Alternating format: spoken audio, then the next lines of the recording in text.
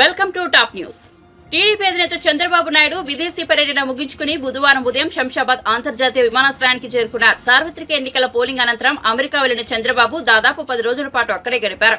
చంద్రబాబు రాక నేపథ్యంలో పార్టీ నేతలు పెద్ద ఎత్తున శంషాబాద్ ఎయిర్పోర్టుకు చేరుకుని ఘనంగా స్వాగతం పలికారు. కాగా విశ్రాంతి కోసం ఈ నెల 19న చంద్రబాబు విదేశాలకు వెళ్లిన విషయం తెలిసిందే. ఇక కౌంటింగ్ సమయం దగ్గర పడుతుండటంతో విదేశీ పర్యటనలో ఉన్న నేతలు స్వదేశానికి పయనమయ్యారు. ఈ నేపథ్యంలోనే చంద్రబాబు ఆయన భార్య భువనేశ్వరి విదేశీ పర్యటన ముగించుకుని శంషాబాద్ విమానాశ్రయం చేరుకున్నారు.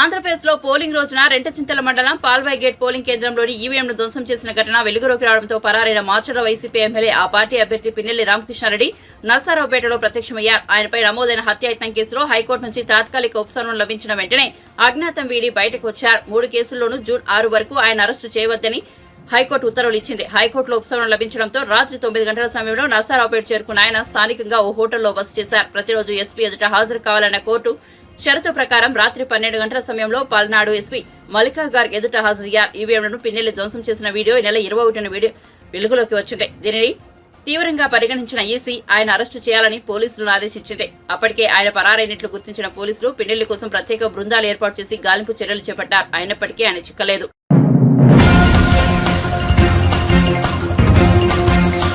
ఏపీ సీఎం జగన్ పై ఏప్రిల్ 13న విజయవాడలో రాయి దాడి జరిగిన విషయం తెలిసిందే. ఈ కేసులో నిందితుడు సతీష్ కు విజయవాడ 8వ అదనపు జిల్లా కోర్టు బెయిల్ మంజూరు చేసింది. ఈ కేసులో వాదనలు పూర్తి కాగా తీర్పును నేటికి రిజర్వ్ చేశారు. ఈ నేపథ్యంలో న్యాయమూర్తి తీర్పు వెలువరించారు. నిందితుడు సతీష్ కు షరతులతో కూడిన బెయిల్ మంజూరు చేస్తున్నట్లు చెప్పారు. శని ఆదివారాల్లో పోలీస్ స్టేషన్లో సంతకం చేయాలని సతీష్ ని సందర్భంగా కోర్టు ఆదేశించింది. 50,000 చొప్పున 2 పూచీకత్తులు సమర్పించాలని స్పష్టం చేసింది. సతీష్ ప్రస్తుతం జైల్లో రిమాండ్ ఖైదీగా ఉన్నాడు. బెయిల్ ఉత్తర్వులు జైలు అధికారులకు అందిన తర్వాత అతడు విడుదల కానున్నాడు.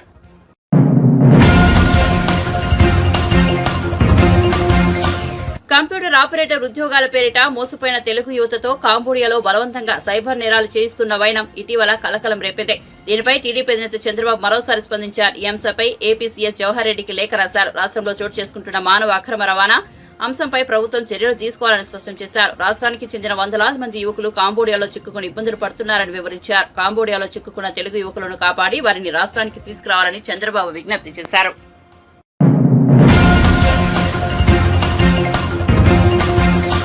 డిస్టిలరీస్ కంపెనీకి అనుమతులు ఇవ్వడంపై మంత్రి జూపల్లి కృష్ణారావు స్పందించారు. తెలంగాణలోకి ఈ కంపెనీకి చెందిన కొత్త రకం మద్యం వస్తోందని విపక్షాలు విమర్శలు గుప్పిస్తున్న నేపథ్యంలో మంగళవారం మంత్రి మాట్లాడుతూ నిబంధనల మేరకే సోమ్ డిస్టిలరీస్ కంపెనీ ఉత్పత్తులను తెలంగాణ బేవరేజెస్ కార్పొరేషన్ కు సరఫరా చేసేందుకు అనుమతించినట్లు చెప్పారు. కొత్త మద్యం బ్రాండ్లకు సంబంధించి తమ వద్దకు ఎలాంటి దరఖాస్తులు రాలేదని గతంలో ఓ మీడియా సమావేశంలో చేసిన వ్యాఖ్యలకు తాను కట్టుబడి ఉన్నట్లు తెలిపారు. తన వద్దకు ఏ ఫైలు రాలేదన్నారు. ప్రస్తుతం ఉన్న నిబంధనల ప్రకారం నిర్ణయం తీసుకునే అధికారం బేవరేజెస్ కార్పొరేషన్ కుందన్నారు. ఈ క్రమంలోనే సోమ్ డిస్టిలరీస్ కు అనుమతి ఇచ్చినట్టు చెప్పారు. బేవరేజెస్ కార్పొరేషన్ రోజు వారి కార్యకలాపాలు తన దృష్టికి రాలేదన్నారు. కానీ కొన్ని పత్రికలు వాస్తవాలు తెలుసుకోకుండా ప్రచురించాయని ఆవేదన వ్యక్తం చేశారు. డిమాండ్ సప్లైని బట్టి కొత్త కంపెనీలకు బేవరేజెస్ కంపెనీ అనుమతులు ఇస్తోందని గుర్తించాలన్నారు. సోమ్ డిస్టిలరీస్ 2 దశాబ్దాలుగా 22 రాష్ట్రాలు కేంద్రపాలిత ప్రాంతాల్లో సరఫరా చేస్తోందని తెలిపారు. ఎక్కడా నిబంధనల ఉల్లంఘన జరగలేదని స్పష్టం చేశారు.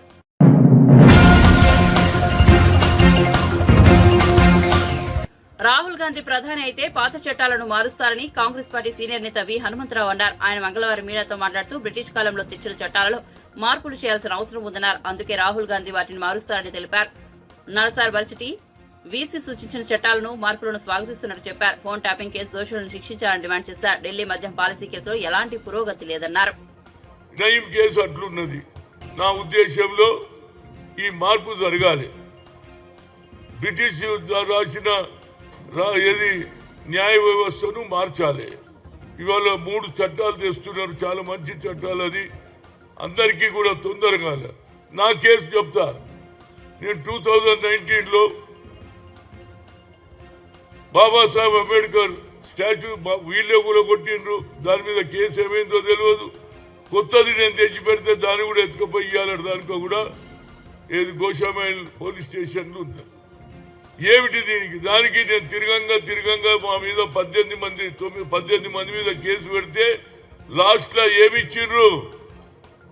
లాస్ట్లో నాకు ఆ విగ్రహం అయితే ఏది పంజాగుట్ట పోలీసు హనుమంతరావుకు హ్యాండ్ ఓవర్ చేయమన్నారు. కానీ మేము 18 మంది ఇవాళ కూడా కోర్టుకు పోతున్నాం. మళ్ళీ వచ్చే 2 నెలల్లో మళ్ళీ ఒక కేసు, అదే కేసు.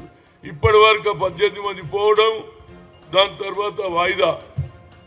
నేను ఒక హిందీ సినిమా చూసిన, తారీఖ్ పే తారీఖ్ అంటే కోర్టు తారీఖులే ఇస్తుంది, వాయిదాలే వేసుకుంటుంది.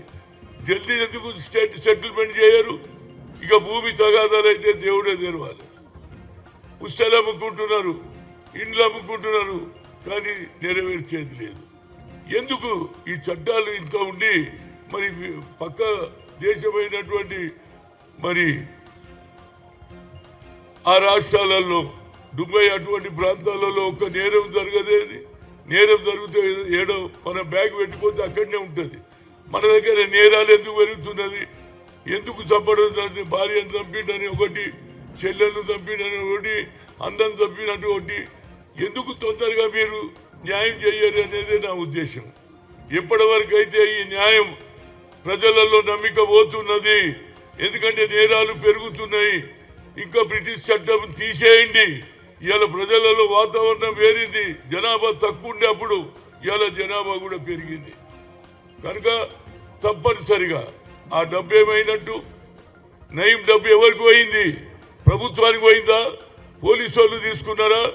ఆఖరుకు ఆ భూములు ఎవరైతే దాక్కున్నాడో ఆ భూములు వాళ్ళు ఇప్పటి కూడా తిరుగుతూనే ఉన్నారు. కనుక ఈ చట్టాలు మార్చాలి. చట్టాలు 3 చట్టాలు మారుస్తూ మంచిదే. ఎప్పటికప్పుడు కేసును బట్టి చట్టాలలో కూడా మార్పు వస్తే, ఇప్పుడు మన నర్మదా ఇష్యూలో చూడండి, 23 ఏళ్ళు పట్టింది. నర్మదా నది మీద పోతున్నటువంటి భూములు తీసుకుంటున్నారని ఆమె రైతుల పక్షాన కొట్లాడితే 23 ఏళ్ళు పడుతుందా? ఆఖరుకు నెగటివ్ వచ్చింది. ఆమె ఎక్కడ వాళ్ళు హైకోర్టు సుప్రీంకోర్టు వాళ్ళంటే ఎప్పుడు తెగుతుంది? మనం పూర్తి జీవితం అంతా ఇళ్ళు అమ్ముకోవాలి, సొమ్ములు అమ్ముకోవాలి. కానీ వాయిదా నా కేసు కూడా వాయిదా. మా ప్రభుత్వం వచ్చింది, నేను కేసు మన రేవంత్ రెడ్డి గారిని అడుగుతున్నా, ఇవి కావాలని పెట్టుకున్న కేసులు కాదు. బాబాసాహెబ్ అంబేద్కర్ రాజ్యాంగం రాసిండు, ఆయన తుణుకలు చేసిండ్రు. ఒక రోజు ముందు ఆయన 14 ఏప్రిల్ 13 పొద్దున చేసిండ్రు. దానికి కూడా ఇన్ని రోజులు పడితే ఎట్లా చెప్పండి? నేను అనేది ఇదే కాదు, దీనికి ఒక ఆలోచన ఉంది. ఎవరన్నా ఏమన్నా అనుకుని ప్రజల ముందు అందరిని పిలిపించి ఆడ ముందు ఉరి శిక్ష తీస్తే ఇక అందరు భయపడతారు. అరే ఉరి పడుతుందా? ఏమవుతుందా?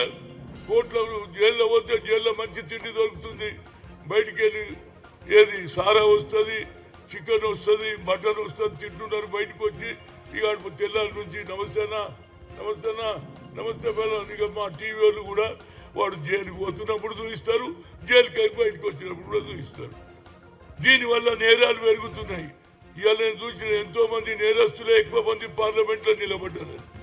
కనుక ఈ న్యాయ వ్యవస్థలు బాగుపడ్డనాడే ప్రజలలో భయం పడుతుంది. భయమే లేదు. మర్డర్ కరేతో 1 साल జజ్బాత్ బారాతో బయటికి రాగానే వాని ప్రతిభ పెరిగిపోతుంది. ఎందుకంటే టీవీలో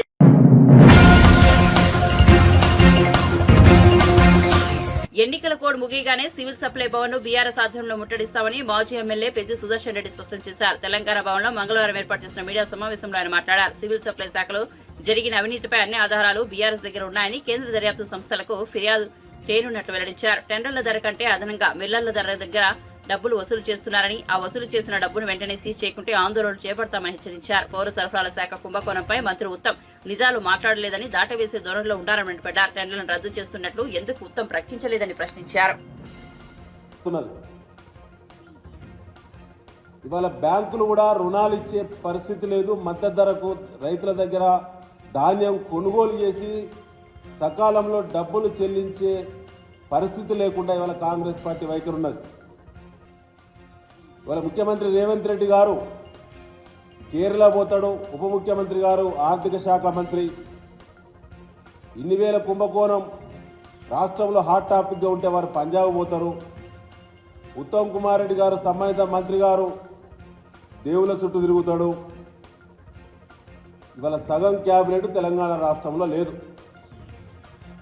కానీ రైతులను మాత్రం ఇలా విచ్చలవిడిగా లాఠీచార్జ్ చేసి విత్తనాలు అడిగినటువంటి, పత్తి విత్తనాలు అడిగినటువంటి, జీలుగ విత్తనాలు అడిగినటువంటి రైతులను, నోరు లేని రైతులను ఇవాళ లాఠీ చార్జ్తో తీవ్రమైనటువంటి గాయాలు చేసి ఆదిలాబాద్లో ఈ ప్రభుత్వం తమ యొక్క వైఖరిని చాటుకున్నది. దశాబ్ద కాలమైంది తెలంగాణ రాష్ట్రం వచ్చి.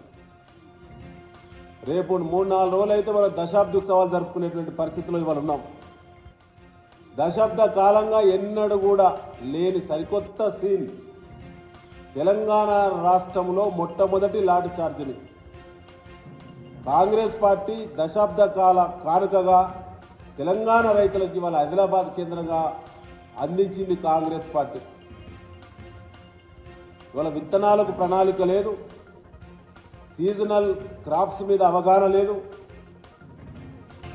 పంటలకు సంబంధించినటువంటి అసెస్మెంట్ లేదు, ఎరువులకు సంబంధించిన అవసరాల మీద శాస్త్రీయమైనటువంటి సమీక్షలు లేవు. ఇవాళ ఏ పంట ఎంత విస్తీర్ణంలో వేస్తారో ఇవాళ దానికి సంబంధించినటువంటి వ్యవసాయ శాఖ క్షేత్రస్థాయి అధికారులు రైతులకు అవగాహన కల్పించే అవకాశము లేదు. కానీ ఇవాళ భారత రాష్ట్ర సమితి తీవ్రంగా ఖండిస్తూ ఉన్నది. ఆదిలాబాద్ ఘటనకు తగిన మూల్యం చెల్లించుకోక తప్పదు. దీనికి రాష్ట్ర ముఖ్యమంత్రి రేవంత్ రెడ్డి గారు, కాంగ్రెస్ పార్టీ బాధ్యత వహించాలి, వెంటనే క్షమాపణ చెప్పాలని చెప్పి ఇలా బీఆర్ఎస్ పార్టీ డిమాండ్ చేస్తూ ఉన్నారు.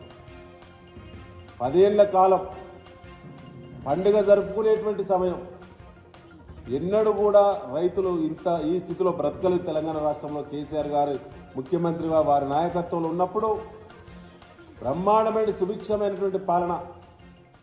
ఇవాళ మళ్ళీ లాఠీ దెబ్బలు, జైలు జీవితాలు, విత్తనాల కోసం చెప్పులు, దండలను మర్పించే విధంగా చెప్పులను లైన్లో పెట్టుకునేటువంటి సంస్కృతికి ఇవాళ మళ్ళీ ప్రారంభించింది కాంగ్రెస్ పార్టీ. ఇవాళ రైతులు కూడా ఆలోచించాలి. విత్తనాల కాడ ఆ బాధ ఉన్నది. పంటల కొనుగోలు సంబంధించిన సివిల్ సప్లైస్ డిపార్ట్మెంట్ సంబంధించి ఇలా మంత్రులు, ప్రభుత్వ పెద్దలు, ముఖ్యమంత్రితో పాటు ఉన్నత స్థాయి వ్యక్తులే ఇవాళ రైతుల సొమ్మును వేల కోట్ల రూపాయలు దోపిడీ చేస్తూ ఉన్నారు. ఇవాళ ఆధారాలన్నీ ముందు ప్రజల ముందు, రైతుల ముందు భారత రాష్ట్ర సమితి పెట్టినా దున్నపోతు పైన వర్షం పడ్డట్టే కాంగ్రెస్ పార్టీ నిలకడ ఉన్న ఒక్క మాట కూడా మాట్లాడతలేదు. కనీసం ఇప్పటి వరకు నిలబడే ఖండన కూడా చేయలేదు. చర్చలో నిలబడే ఖండించలేని స్థితికి కాంగ్రెస్ పార్టీ దిగజారిపోయింది. ముఖ్యంగా మిత్రులారా, ఇవాళ ఎంఎస్పీ ఆపరేషన్స్ లేకుండా కాంగ్రెస్ పార్టీ కుట్ర చేస్తుంది. ఎందుకంటున్నంటే నిన్న ఇవాళ పత్రికల్లో వార్తలు వస్తూ ఉన్నాయి. ఇవాళ ప్యాడీ టెండర్దారులకు సహకరించి అదనపు డబ్బులు వారి లంచాల కోసం వారు ఢిల్లీ పెద్దల కాకబట్టడానికి సంబంధించిన అదనపు డబ్బులు వసూళ్లకు కనుక సహకరించిన మిల్లులో డిఫాల్టర్స్ కాదట. సహకరించకుండా ఉన్నటువంటి వాళ్ళు మాత్రం డిఫాల్టర్స్గా చేస్తామనేటువంటి వార్తలు జరుగుతూ ఉన్నాయి. దీనివల్ల ఇలా 1850 పైచిలుకు మిల్లులు దగ్గర స్టాక్ ఉంటే ఆ స్టాక్ ఉన్నదని చెప్పి మీరే టెండర్లను పిలిచారు. ఇవాళ ప్యాడీ తీసుకోమని రైతులు గగ్గోలు పెడుతుంటే మీ బిడ్డర్స్ మాత్రం మీకు లంచాలు ఇచ్చిన 100 కోట్ల రూపాయలు ఇచ్చినటువంటి బిడ్డర్స్ మాత్రం అదనంగా 230 రూపాయలు ఇస్తేనే వాళ్ళ అకౌంట్ మేము సెటిల్ చేస్తామంటున్నారు. అయ్యా, మీ ప్రత్యేకంగా మీ సివిల్ సప్లైస్ కార్పొరేషన్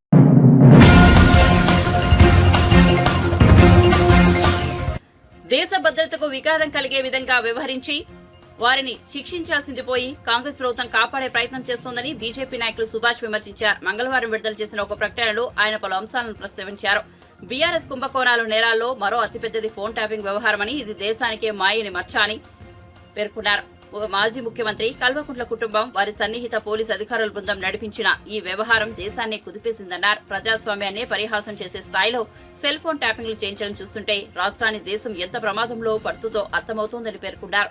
ఇంటెలిజెన్స్ మాజీ చీఫ్ టీ ప్రభాకర్ రావు, భుజరంగరావు, తిరుపతన్న వంటి పోలీసు ఆఫీసర్లతో ట్యాపింగ్ వ్యవహారాన్ని నడిపించి రాజకీయ స్వార్థం కోసం వాడుకుని వ్యక్తిగత స్వేచ్ఛను హరించి దేశ భద్రతకు విఘాతం కలిగించే విధంగా వారిని కాంగ్రెస్ ప్రభుత్వం కాపాడే ప్రయత్నం చేస్తోందని ఆరోపించారు. भारतीय जनता पार्टी तेलंगाना ये आरोप लगाता है कि कांग्रेस और बीआरएस पार्टी एक ही मकसद है उनको कि भारतीय जनता पार्टी का विकास जो तेलंगाना में जो हो रहा है उसको रुकावट डालने के लिए। हम ये पूछते हैं कि जो फोन टैपिंग केस जो हुआ था पिछले बीआरएस सरकार में, केसीआर और उनके गैंग और उनके जो मंत्रिमंडल के मुख्य नेता है और जो पुलिस है, जो फोन टैपिंग केसेस में किया है, उसमें भारतीय जनता पार्टी का वरिष्ठ नेता श्री बीएल संतोष जी के ऊपर भी ये एमएलए पोचिंग केस का जो फ्रेम किया है, आज वही जो पुलिस जो उनको जो मदद किया है केसीआर और उनका गैंग को, आज एक कन्फेशन, एक जो बयान दिया है कि केसीआर को मनाने के लिए, केसीआर के हुक्म का पालन के लिए भारतीय जनता पार्टी का कार्यकर्ता, नेता और सभी के ऊपर फोन टैपिंग केसेस जो लगाए हैं, उसमें श्री बीएल संतोष जी को ट्रैप करके, उनका फोन को हैक करके, टैप करके उनका ऊपर एक झूठा जो आरोप जो लगा है कि एमएलए पोचिंग केस का, ये हम पूछते हैं कि भारतीय जनता पार्टी तेलंगाना पूछते हैं कि रेवंत सरकार क्यों बीआरएस के नेताओं के ऊपर कुछ भी एक्शन नहीं ले रहा है।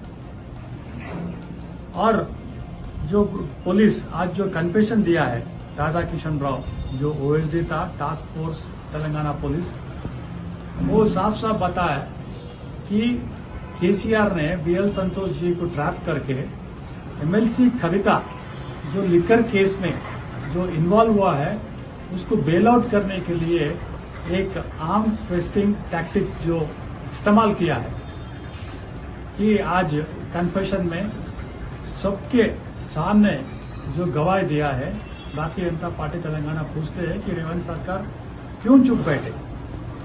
जो इरिगेशन प्रोजेक्ट्स के ऊपर जो स्कैम हुआ था, जो भ्रष्टाचार के ऊपर जो स्कैम्स हुआ था, लैंड माफिया के ऊपर जो स्कैम हुआ था, ड्रग माफिया के ऊपर जो स्कैम हुआ था, बीआरएस सरकार और खासकर केसीआर उनके जो परिवार के लोग उसमें डायरेक्ट इन्वॉल्वमेंट था, उसके ऊपर रेवंत रेड्डी सरकार क्यों चुप बैठे, क्यों खामोश बैठे। तो हम लोग ये आरोप करते हैं कि आपके बड़े बड़े नेता, कांग्रेस के बड़े बड़े नेता भी ये स्कैम में भी इन्वॉल्व है, इसलिए आप खामोश बैठे हैं।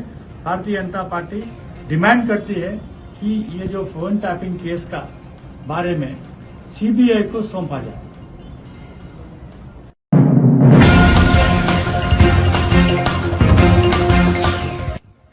ఇండియా కూటమి అధికారంలోకి రాగానే ఇంటి పెద్ద ఖాతాలో ₹1,00,000 జమ చేస్తామని డిప్యూటీ సీఎం బట్టి విక్రమార్క అన్నారు. కాంగ్రెస్ ప్రభుత్వంలో మహిళలు, నిరుద్యోగులకు మేలు జరుగుతుందన్నారు. మంగళవారం పంజాబ్ రాష్ట్రంలోని ఫరీద్కోట్ లోక్సభ నియోజకవర్గ పరిధిలోని కొట్కపురా అసెంబ్లీ నియోజకవర్గ పరిధిలో ఏర్పాటు చేసిన భారీ బహిరంగ సభకు బట్టి హాజరయ్యారు. సభకు ముందు ప్రధాన అతిథిగా విచ్చేసిన ఏఐసీసీ అధ్యక్షుడు మల్లికార్జున ఖర్గేకు డిప్యూటీ సీఎం స్వాగతం పలికారు. ఈ సందర్భంగా బట్టి విక్రమార్క మాట్లాడుతూ కాంగ్రెస్ పేదల కోసం పనిచేస్తుంటే బీజేపీ మాత్రం కొంతమంది పెద్దల కోసం మాత్రమే పనిచేస్తోందన్నారు. ఇక కాంగ్రెస్ సర్కార్ ఎప్పుడూ పేదల గురించి ఆలోచన చేస్తోందని, బీజేపీ ఇప్పటి వరకు పేదలకు రూపాయి కూడా ఇవ్వలేదన్నారు. మనకి ఎలక్షన్ కోడ్ ఆఫ్ కండక్ట్ ఉంటుంది. కొన్ని అంశాల్లో ప్రత్యేక పర్మిషన్స్ కూడా తీసుకునేటువంటి సందర్భాల్లో తీసుకొని చేయాల్సిన పనులన్నీ చేస్తాము. చాలా విషయాల్లో తెలియక కూడా చాలామంది రకరకాల అపార్థాలు కూడా చేసుకుంటున్నారు. సో ఎన్నికల కోడ్ ఉంది కాబట్టి సీరియస్గా మినిస్టర్స్ కానీ లేకపోతే మిగతా వాళ్ళు కానీ రోజు దగ్గరుండి ఫీల్డ్లో ఉండి మానిటర్ చేసుకుంటూ చేయాల్సిన పని మీకు ఆ కోడ్ లేనప్పుడు కనపడే విధానం, కోడ్ ఉన్నప్పుడు కనపడే విధానం తేడా ఉంటుంది. సో ఇది విఘ్నులైనటువంటి మీడియా వాళ్ళకు కూడా తెలిసి ఉండాలి. వ్యవస్థ పనిచేస్తూ ఉంది కాబట్టి ఇట్స్ మూవింగ్.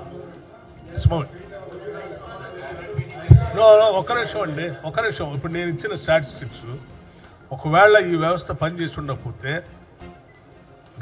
గతంలో ఉన్నటువంటి ప్రభుత్వ టైంలో కంటే ఎక్కువ ప్యాడీ ప్రొక్యూర్మెంట్ జరిగేది.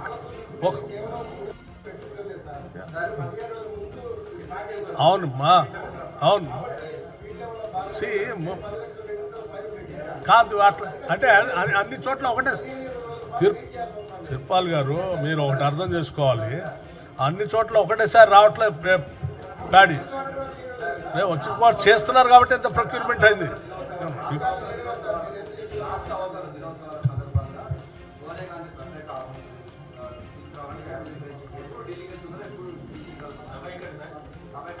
అది డేట్ అంటే ఎప్పుడు ఢిల్లీ వెళ్ళేది అనేది డేట్ ఇంకా ఏం డిసైడ్ చేయలేదు, చెప్తాం అమ్మా,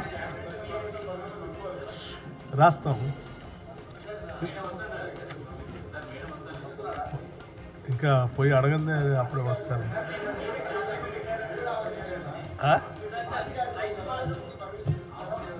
అదే చెప్పా.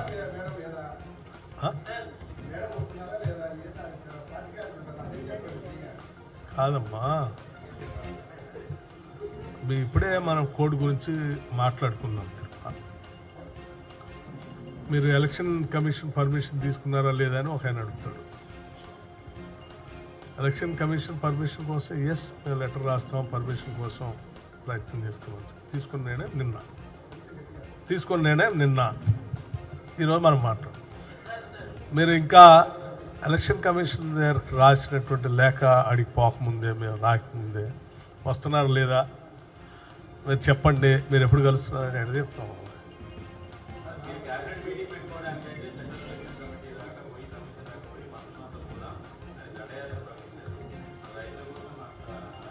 అందుకోసమే కదా తీసుకొని ఇవన్నీ తీసుకొని పీరియాడికల్గా, అందుకోసమే ఇదంతా పీరియాడికల్ పర్మిషన్ తీసుకొని నిన్న క్యాబినెట్లో కూడా డిస్కస్ చేసి నిర్ణయం తీసుకుందాం. ఈవెన్ తడిసిన మొక్కలు ఉన్న దాన్ని కూడా కొనాలని నిర్ణయం తీసుకోవటం అనేది it is a historical decision. One has to appreciate that.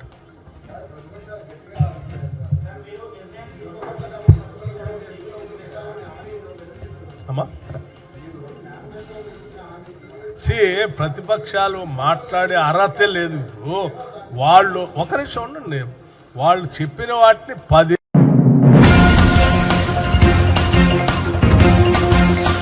ఓ లక్ష్యం కోసం తనను ఆ దేవుడే పంపారని, తనను తాను దేవుడికి అంకితం చేసుకుంటానని ప్రధాని నరేంద్ర మోదీ ఇటీవల ఇంటర్వ్యూలో చెబుతున్న సంగతి తెలిసింది. దీనిపై కాంగ్రెస్ అగ్రనేత రాహుల్ గాంధీ వ్యంగ్యం ప్రదర్శించారు.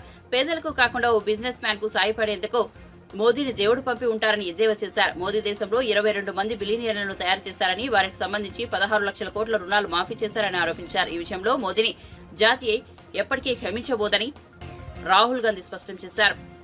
తాము అధికారంలోకి వచ్చాక కోట్లాది మందిని లక్షలాధికారుల స్థాయికి తీసుకొస్తానని హామీ ఇచ్చారు. ये नरेंद्र मोदी का हिंदुस्तान, अरबपतियों का, इसमें गरीबों से बिना पूछे जमीन ली जाती है, सही रेट नहीं दिया जाता, अरबपतियों का कर्जा माफ होता है, गरीबों पर जीएसटी लगता है, और जो भी सपना अमीर लोग देखना चाहते हैं देख सकते हैं, और गरीब लोग गरीबी में फंसे रहते हैं. उन्हीं चमचों ने नरेंद्र मोदी जी से सवाल किया. कहते हैं नरेंद्र मोदी जी, कहा जा रहा है कि हिंदुस्तान में अमीर लोग अमीर होते जा रहे हैं और गरीब लोग गरीब होते जा रहे हैं. इसके बारे में आप क्या सोचते हो? नरेंद्र मोदी जी ने 20-25 सेकंड सोचा, ऐसे सोचा.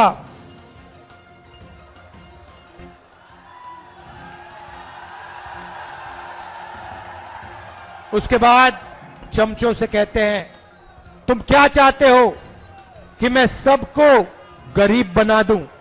नहीं नरेंद्र मोदी जी, हम चाहते हैं कि जो सुविधाएं अमीर लोगों को मिले वो गरीबों को मिले, जो बैंक लोन उनका माफ होता है वही बैंक लोन छोटे व्यापारियों का माफ हो, वही बैंक लोन किसानों का माफ हो, वही बैंक लोन स्टूडेंट का माफ हो। जो उनके लिए आप करते हैं वो गरीबों के लिए आप कीजिए, ये हम चाहते हैं। भाई और बहनों, इंडिया गठबंधन ने मन बना लिया है। इंडिया गठबंधन ने मन बना लिया है। इन्होंने 16 लाख करोड़ रुपए अरबपतियों को दिए। अब हम लाखों करोड़ रुपए हिंदुस्तान के गरीब लोगों के बैंक अकाउंट में डालने जा रहे हैं।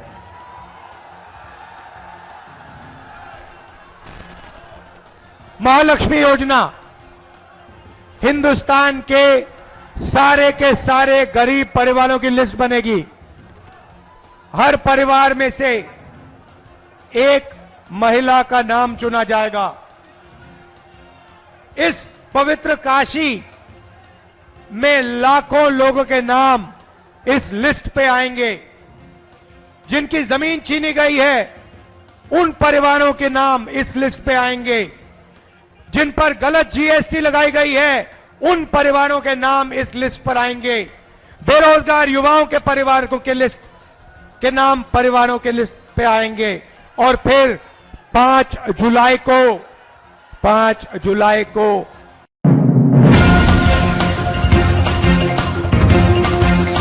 టీడీపీ నేత కనకమేడల రవీంద్ర కుమార్ కేంద్ర ఎన్నికల ప్రధాన కమిషనర్ రాజీవ్ కుమార్ కు లేఖ రాశారు.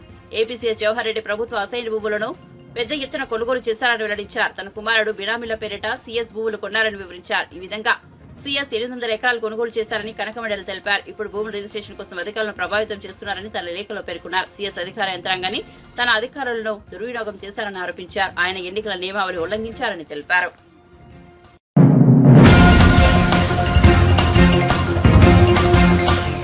అఖిలాండ కోటి బ్రహ్మాండ నాయకుడు శ్రీ వెంకటేశ్వరుడి దివ్య సన్నిధి తిరుమలలో భక్తుల రద్దీ తగ్గితే మంగళవారం శ్రీవారిని దర్శించడానికి జనం ఓ మోస్తరుగా తరలివచ్చారు. ఈ మేరకు టోకెన్లు లేని భక్తులకు దర్శనానికి దాదాపు 12 గంటల సమయం పడుతోంది. వేసవి సెలవు రావడంతో తిరుమల క్షేత్రానికి ఈ మధ్య భక్తుల రద్దీ విపరీతంగా పెరిగింది. ఇక 300 రూపాయల ప్రత్యేక దర్శనానికి సుమారు 2 గంటల సమయం పడుతోంది. బుధవారం వైకుంఠ క్యూ కాంప్లెక్స్ లోని 17 కంపార్ట్మెంట్లో భక్తులు శ్రీవారి దర్శనం కోసం వేచి చూస్తున్నారు. మంగళవారం స్వామివారిని 76,381 మంది భక్తులు దర్శించుకున్నారు. అందులో 33,509 మంది భక్తులు తల నీలాలను సమర్పించుకుని మొక్కులు తీర్చుకున్నారు. తిరుమల శ్రీవారి హుండీ ఆదాయం 3.85 కోట్లు వచ్చాయని టీటీడీ అధికారులు వెల్లడించారు.